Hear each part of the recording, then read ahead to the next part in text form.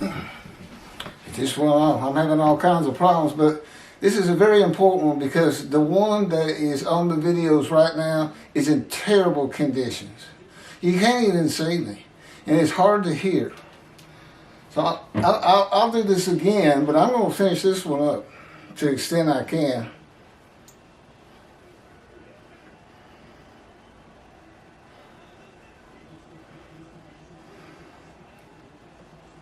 Symbolically, with the offering for guilt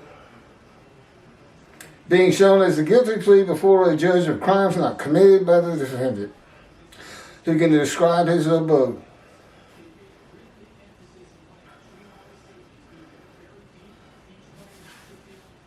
This is in Ezekiel chapter 3, verse 24. And a spirit entered into me and set me upon my feet. And he spoke to me and he said to me, go, shut yourself up in your house.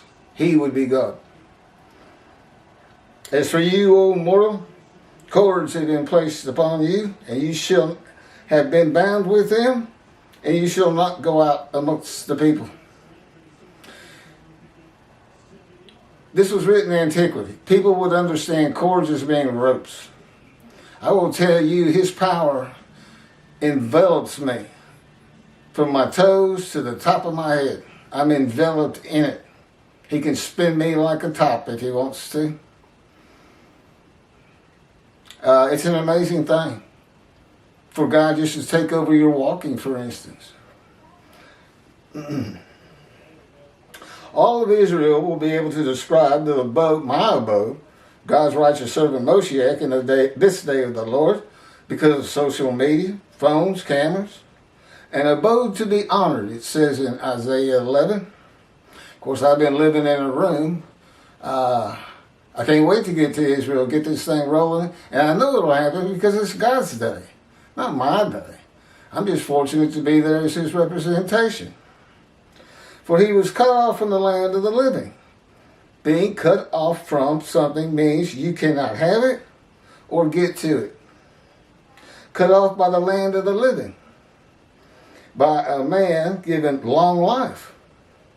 He's cut off from society and the material things of the world. Ezekiel was cut off from the land of the living, bound by God's power in his house. As he went through a process of refinement of his emotions and self to be made suitable for God's purpose of being a prophet to the Assyrian, Babylonian exiles. Through the sin of my people. The people of Isaiah, again, he's the speaker now, who are the Jewish people, who deserved the punishment. Ezekiel suffers the punishment of the houses of Israel and Judah for 430 days. The houses of Judah and Israel suffered their punishment in exile. There was no vicarious of suffering for the sins of the houses of Judah and Israel.